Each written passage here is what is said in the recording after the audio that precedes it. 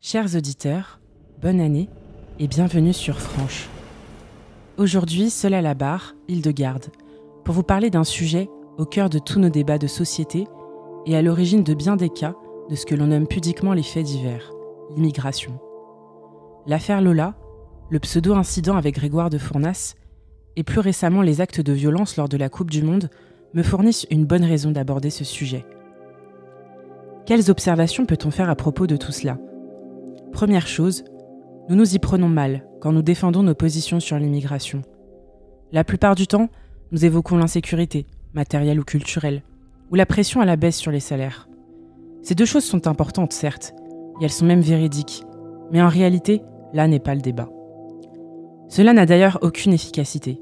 Une personne en faveur de l'immigration vous dira qu'il y a aussi des Gaulois qui tuent. Qui n'a déjà pas entendu le fameux « il y a des cons partout ».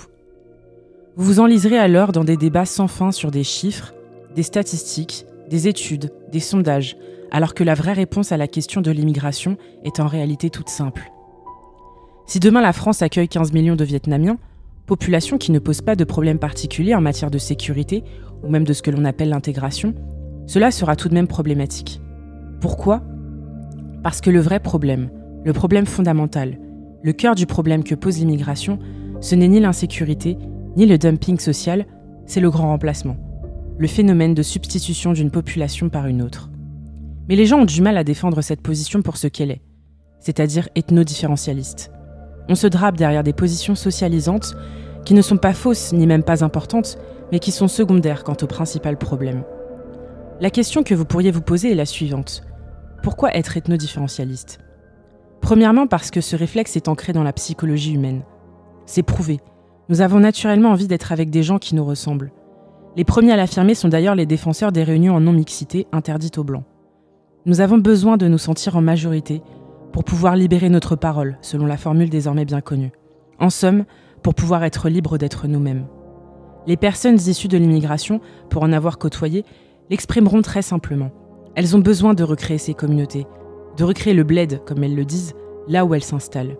Même cadres, même ingénieurs, ces personnes préféreront rester à Bobigny plutôt que de s'exiler à Versailles. Le ghetto n'est pas la conséquence de la pauvreté, mais la conséquence de l'instinct de communauté, naturel chez tout homme libre. L'appel des racines, qui irrigue le sang coulant dans nos veines, est plus fort que n'importe quel décret d'assimilation, que n'importe quel manuel d'histoire de l'éducation nationale, proclamant à tous que nous sommes descendants de Vercingétorix, faisant fi et se moquant même de l'histoire tout autre du petit Mohamed, assis sur les bancs de l'école. Deuxièmement, être ethno-différentialiste relève du bon sens, et si vous êtes croyant, de la volonté même du bon Dieu. Chaque population est le fruit de son environnement. Un noir ou un zèbre ne sont pas naturellement présents en Europe parce que l'environnement de ce continent n'est pas adapté à eux.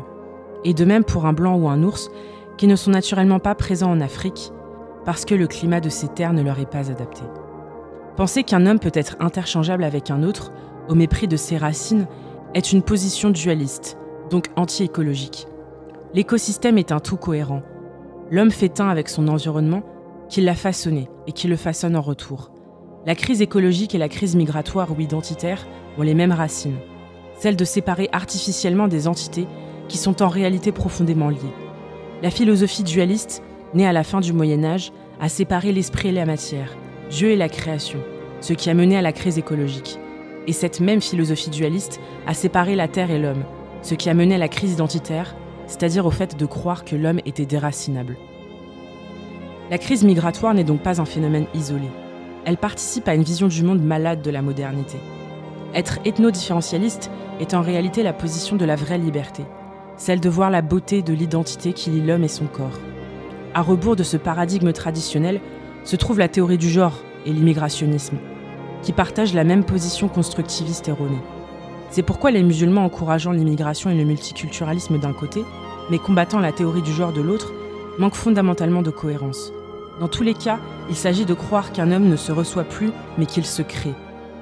Il n'y a aucune différence entre une femme qui prétend être un homme et un musulman d'origine marocaine qui prétend être français. C'est la même malheureuse logique constructiviste à l'œuvre dans les deux cas. Croire qu'on peut choisir ce que l'on est à l'encontre de ce que nous dit notre corps, nos gènes. Il n'y a nulle haine dans le combat contre l'immigration. Et nous serons beaucoup plus respectés le jour où nous assumerons être contre l'immigration parce que nous sommes ethnodifférentialistes. Vous aurez d'ailleurs la satisfaction de constater que les personnes d'origine immigrée elles-mêmes comprennent ce raisonnement et y souscrivent, parce qu'elle est tout simplement le fruit du bon sens. L'ethnodifférentialisme n'est pas l'apanage des suprémacistes blancs et autres nostalgiques du Troisième Reich. Il est le trésor de l'humanité, il est la vocation profonde des hommes libres, qui veulent demeurer libres d'être ce qu'ils sont, d'honorer leur terre, de perpétuer la noble tradition de leurs ancêtres.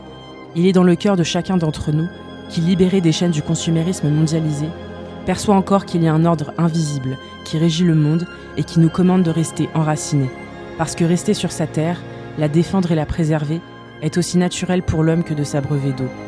Parce que tout cela s'inscrit dans la permanence d'un ordre cosmique qui lutte chaque instant contre les forces du chaos, représenté par le paradigme dualiste qui divise et décompose les êtres, chaque être. La lutte contre l'immigration implique donc de penser globalement un phénomène que nous croyons être isolé, mais qui s'inscrit en vérité dans une guerre plus large qui est menée contre les peuples d'Europe et in fine contre toute l'humanité. Les vraies raisons de l'immigration sont liées à la dette. Plongée dans un hiver démographique, l'Europe se retrouve démunie face à la question du financement des retraites.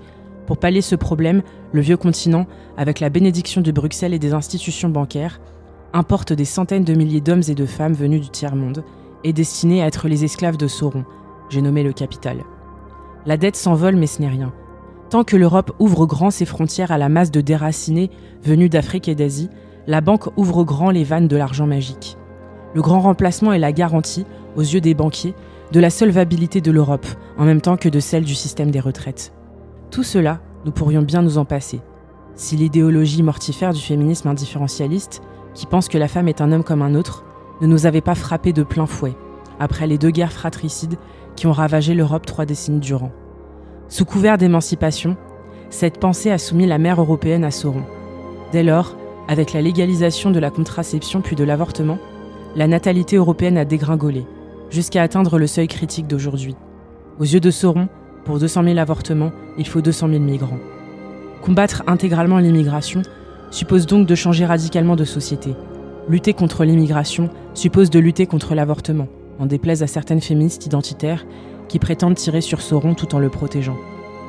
Pouvoir se passer de l'immigration passe donc par la mise en place d'une politique résolument nataliste, mais aussi par la restauration des anciennes solidarités locales et familiales. La cohabitation de plusieurs générations sous un même toit et l'aide matérielle apportée à nos anciens doivent à terme remplacer les EHPAD et les caisses de retraite. L'État doit se désengager du soin apporté aux vieillards pour se libérer des chaînes de Sauron et de son réseau de banques qui alimentent nos systèmes de retraite. La solution à l'immigration est donc archéo-futuriste. À la marge, lutter contre l'idéologie remplaciste suppose de purifier nos imaginaires et de changer de regard sur notre histoire. Se féliciter de la colonisation britannique ou française est un non-sens pour tout ethnodifférentialiste. Nous n'avions rien à faire en Algérie, pas plus que les Algériens ont à faire en France. Oui, il faut qu'il y ait une réciprocité. Autrement, la pensée ethnodifférentialiste se mue en suprémacisme racial, ce qui n'est pas la vision du monde que nous défendons. Le suprémacisme racial étant une autre forme de remplacisme. Le mouvement de domination d'une civilisation sur le monde est cyclique et non linéaire. Hier, c'était nous, les Européens, qui dominions le monde. Demain, ce seront les Chinois. Faudra-t-il, nous, Européens, courber les Chines parce qu'ils seront les dominants ? Oui, si l'on suit la logique suprémaciste jusqu'au bout. Non, si l'on est ethnodifférentialiste et partisan de l'idée selon laquelle chaque homme a le droit de rester libre et maître sur sa terre. De ce point de vue, l'existence même des États-Unis est problématique. Ce pays est le premier cas de grand remplacement avéré. Faut-il s'en réjouir parce que les remplaçants étaient des blancs ? Non. À part si vous êtes un suprémaciste, c'est-à-dire un remplaciste qui s'ignore, ou du moins qu'il l'est seulement si la situation l'arrange. Nulle haine donc, et encore une fois, dans le combat contre l'immigration. Ni d'histoire de suprématie blanche. Cela n'est pas le sujet. Cela ne l'a jamais été. Cela ne le sera pas. Il est question ici d'aimer l'humanité, dans toute la splendeur de sa diversité, de préserver l'émouvante beauté de chaque écosystème qui lie la faune, la flore, la terre et les hommes qui l'habitent et dont ils sont les gardiens. Le remplacisme global, c'est la haine des hommes. L'ethnodifférentialisme, c'est l'amour des hommes.